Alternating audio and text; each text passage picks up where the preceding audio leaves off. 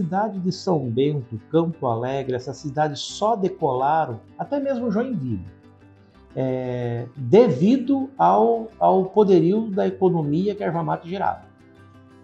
Porque o que acontece? Nos meados de 1850, a região sul do Brasil, Argentina, Paraguai, até o Chile, então todo esse cone da América do Sul, ela não consumia no seu dia a dia como a gente consome hoje em dia. O dia só começa com um cafezinho. Naquela época era erva mate e ponto. Essa área rural que a gente tem, a gente trabalha hoje, é uma herança da família, né? Meu pai trabalhava, meu avô trabalhava com a erva mate, né? E a gente apenas cuidou e está dando continuidade. Então, está desde pequenininho. A gente aprendeu a cortar a erva, como também plantar ela, né? E quais são os tratos, os cuidados que tem que ter, né? Bom, a erva mate, ela impulsionava muito dinheiro, trouxe pessoas de grande fortuna que investiram pesado na erva mate, em toda uma infraestrutura aqui em Joinville, como eu dizia, aqui tinha fábricas que faziam beneficiamento da erva mate, essa erva que vinha de uma maneira mais bruta do Planalto. Mas foi instalado no Planalto, daqui até Rio Negro, foram instalados depósitos, entrepostos comerciais, foram instalados engenhos de erva mate, né?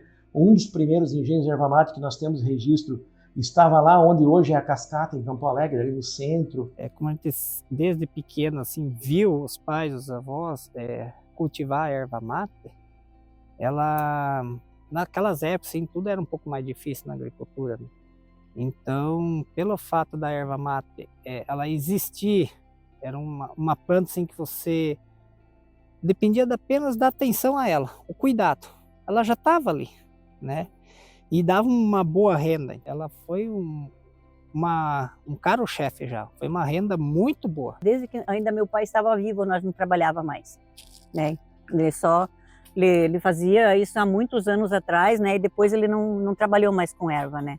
Daí também foi secando, secando a erva, as árvores, né? Aí não tinha como a gente continuar, né? Porque era pouco. Daí tinha que se pegar um ganho, né? Para poder viver, porque a erva não estava dando mais, né? A erva mate, ela marcou profundamente. Na virada do século, a erva mate, ela começou a cair o seu poder de giro econômico, né? A erva mate, ela se manteve, mas não tem mais o brilho, não consegue mais sustentar. Imagina, era uma coisa que fazia fortunas. Hoje em dia eu não tenho nenhum colono que viva só da erva mate em Campo Alegre. Aqui a gente hoje trabalha com erva mate, que eu assim, considero uma renda boa, complementar, além daquilo que a gente faz na propriedade, né? Ela ajuda muito. E a apicultura, a gente trabalha muito também, é o carro-chefe para nós hoje é a apicultura, e daí vem a piscicultura, que é peixe.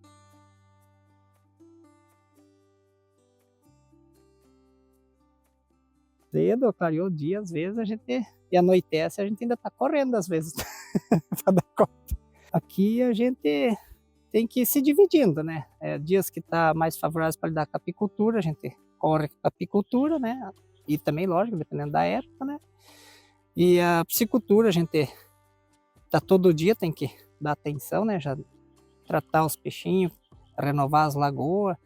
Então a rotina é dividindo tudo dentro do seu tempo, né? A gente acorda em média umas 6h15, né? Então o nosso trabalho ele é bem repetitivo. A gente faz 2 ordenhas por dia, então uma pela manhã e uma na parte da tarde. Aí a da parte da tarde não tem bem o horário certo, porque vai depender do turismo, né? Então normalmente final de semana essa ordenha atrasa um pouco, e durante a semana a gente até consegue fazer um pouquinho antes ali, né? Mas atualmente a gente está ordenhando 4, né? Estamos trabalhando com 4 vacas, e a produção delas é em torno de uns 23, 24 litros pela manhã e uns 15, 17 mais ou menos à tarde. Daí no começo a gente tinha mais ovelhas do que vacas, né? Daí depois a gente foi obrigado meio que a acabar com as ovelhas, porque o projeto do Cordeiro Orgânico acabou. E como Campo Alegre não tem açougue, não tem nada, a gente não tinha o que fazer com essas ovelhas. E como eu não recebia turista, não tinha para quem vender, né? Criou um título de capital estadual da ovelha para Campo Alegre. Mas o plantel da ovelha de Campo Alegre nos 90 não era tão expressivo, não era o maior plantel, não tinha o melhor plantel. 2008, 2009, eu acho que nós começamos mais com as vacas daí, né? Daí quando a Helena nasceu, daí foi focando cada vez mais nesse lado das vacas e tentar ficar em casa um pouco mais, né? Hoje em dia, o que acontece, né? Nós temos uma pecuária, principalmente a galera que ganha dinheiro hoje com pecuária, é um pessoal que investe no modal que exija pouco terreno, tem que ser de minifúndio mesmo. Então é aquele cara que vai trabalhar com gado em pé, o gado leiteiro. Só que a gente já trocou bastante de criação. A gente começou na ovinocultura, daí teve um período que a gente teve mais porcos do que outra coisa. E daí agora nossa fonte de renda principal é as vacas, né? E o turismo. E o turismo, mas é através delas que daí o turista chega até nós, né? Então, no começo a gente enxertava os bezerros nelas. Então, uma vaca criava 3, 4 bezerros, depende da produção dela. Daí a gente criava esses bezerros até chegar ao desmame e aí vendia eles desmamados, que dava um bom retorno. Daí quando a Helena era pequena, ainda ela tinha 1 ano e 2 meses, o Adriano sofreu um acidente, né? E daí ele quis parar de trabalhar fora para a gente viver do campo. Daí aquele ano a gente não conseguiu mais comprar bezerro, ninguém tinha. E aí a gente resolveu transformar esse leite delas e sair oferecer para o pessoal os produtos que a gente conseguia fazer. De porta em porta, né? E daí lidavam com vaca também naquele tempo, mas daí como, não para vender leite, era mais manteiga e queijo naquele tempo. Né? Que nem nós temos a criação, você tem que tratar todo dia ela, né? É cedo, de tarde, todo dia tem que fazer, né? Não tem sábado, não tem domingo, não tem nada aí. Daí no nosso tempo livre, que é normalmente das 1 até as 4h30, mais ou menos, aí poda grama, cata espinho.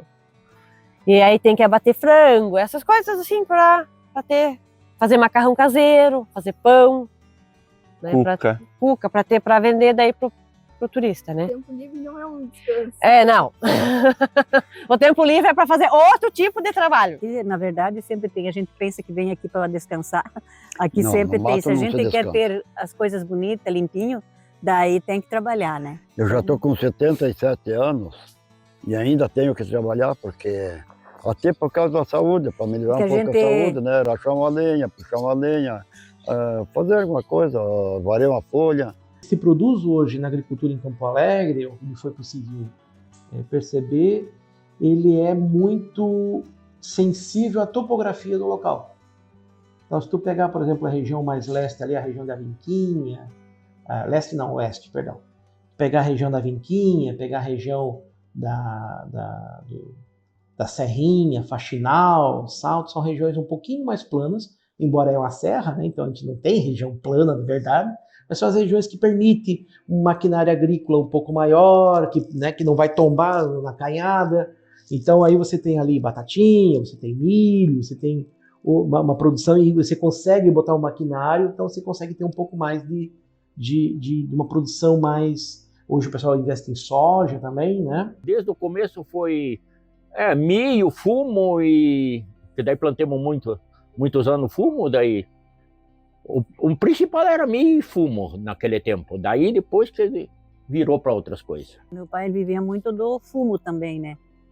Fumo Fumo, trigo, milho, de feijão. tudo, feijão, né? Daí é todo dia. Todo dia na época, porque aqui é uma época que tem que plantar na época, porque aqui gia, né? Então, se não plantar na época, não colhe. E nós, toda a época, tinha sempre alguma coisa para nós plantar, né? O ano todo.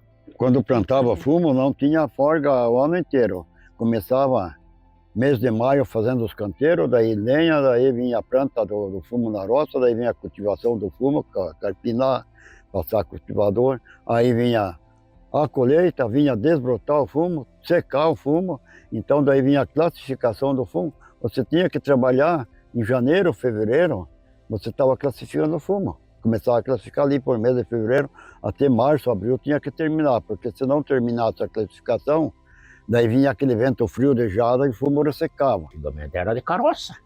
Era pesado. Era tudo no braço, pulverizar, tudo na mão. A nossa ordenha ainda é manual, né? A gente faz tudo na mão. Ah, né, isso era tudo na enxada, não... Daí era plantado tudo no muque.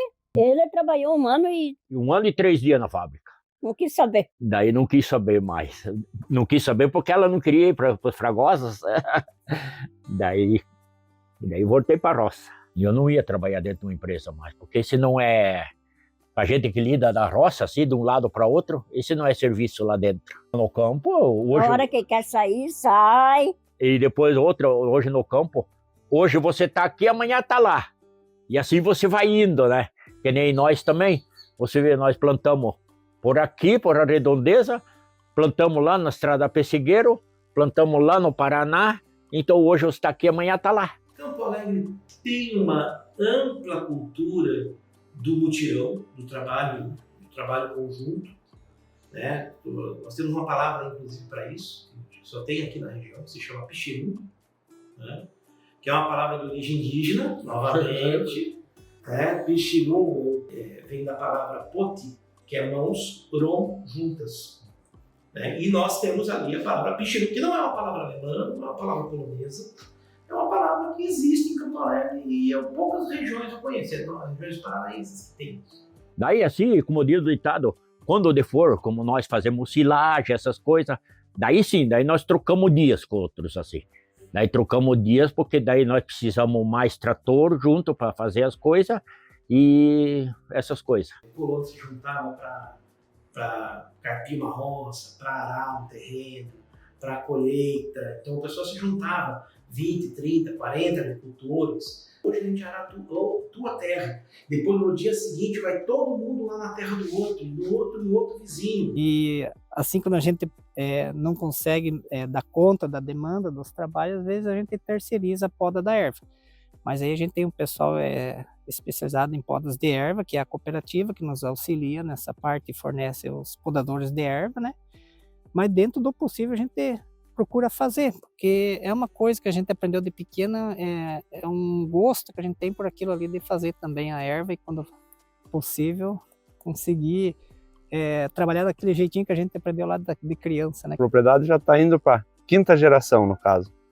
Só foi dividindo agora um pouco, mas já está na 5ª geração, contando a Helena já. As questões hoje, as legislações ambientais, as questões de rios e tudo mais. Eu moro numa propriedade onde era do meu avô. Meu avô desbravou essa propriedade. E as leis vêm mudando e eles, a situação, a legislação, ela quer impor regras em cima, sendo que eu já sou a 3ª geração nessa propriedade, produzo com qualidade, sem agredir o meu meio ambiente. A gente tem que estar se defendendo a toda hora, por isso que a gente precisa do sindicato, para buscar ajuda e tudo mais. Dificuldade tem, só que você sempre tem que dar um jeito e ir fazendo, né? Porque não é que a coisa vem sozinho, né? Tem que fazer, né? E precisava muita coisa, mas não tá fácil. Não pode dar o passo maior do que as pernas. É mais sofrido. Parte física, vamos dizer assim, até mental às vezes, é muita coisinha para você ir resolvendo. Mas mesmo assim é bem. Quando eu trabalhava de motorista, eu saía de casa às 3 horas da manhã, voltava às 10, 11, quando eu voltava, né? Então eu chegava em casa, eu saía de casa, a Helena estava dormindo. Eu voltava, ela estava dormindo.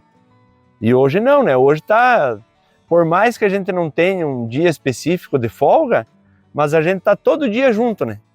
Agora eu saio durante o dia trabalhar fora, nas chácaras vizinhas aqui, mas mesmo assim eu volto a almoçar em casa, à tardinha, às 5 horas eu tô aqui, a Helena já chega às 5h30, então a gente tá sempre junto, né? Essa é a maior vantagem, né?